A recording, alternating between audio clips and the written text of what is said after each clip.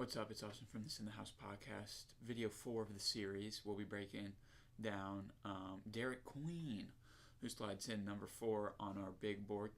Maybe a surprise to some of y'all to see Derik Queen in at number 4. I think most people probably have him in the 8 to 12 range, but we have him all the way up at number 4. We like him a lot. He's just such a skilled big man in this class, right? I mean, really can do everything on the offensive end if he can develop the three-point shot, which is, one of the main concerns with Derik Queen. Shot 20% from three, but if you look at the end of the season, he was shooting much better from three at the end of the season than he was at the beginning of the season. He made 2 threes in the opening couple minutes of that NCAA tournament game against Colorado State, where he also had the game winner, but. So if his three-point shot was able to develop through this one season in college, just, if it can keep developing in the NBA, which I think it can, because he already has a mid-range jumper that he was able to use a lot, and it worked a lot at Maryland. So if he can develop that three-point shot, he has good form, can hit a mid-range shot. I think he'll be able to hit the three-point shot in his NBA career once he can develop it more. I mean, then you're looking at a 6'10", big man that can really do everything on the offensive end, can handle it pretty well for his size, can score inside out very well. I mean, he averaged 16.5 points a game without a three-point shot, really. His footwork down low can hit, hook shots, mid-range jumpers, elbow jumpers, just really anything in the post very, very well. Good rebounder, averaged 9 rebounds as well.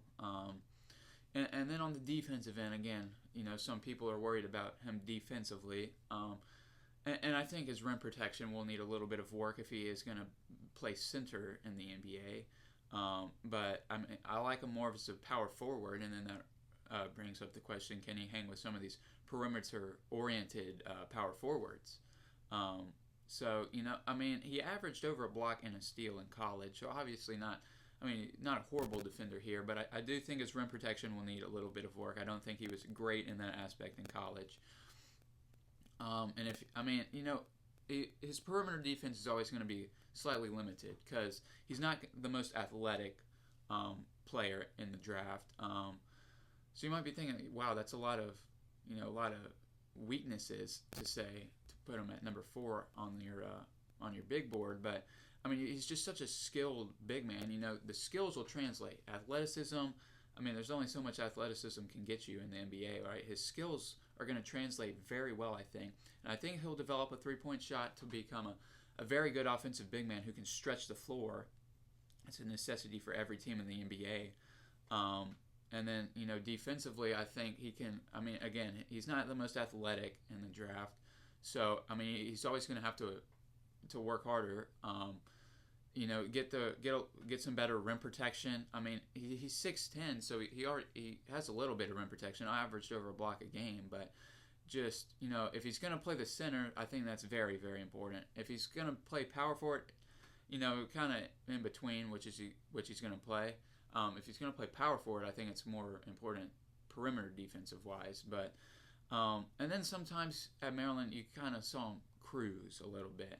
I don't think that'll be the case at the NBA. I think he could just get away with cruising. Sometimes he would have his foot on the pedal. Other times he'd just kind of be laid back. I don't think he can get away with just cruising. I think he's going to have to realize, and I think he will realize, he's going to have to go all in. And I think if he goes all in, his offensive skill set, he can cook NBA defenders in the post. So we have him at number 4 on our big board. Subscribe to the channel, and we'll keep you updated with more prospects.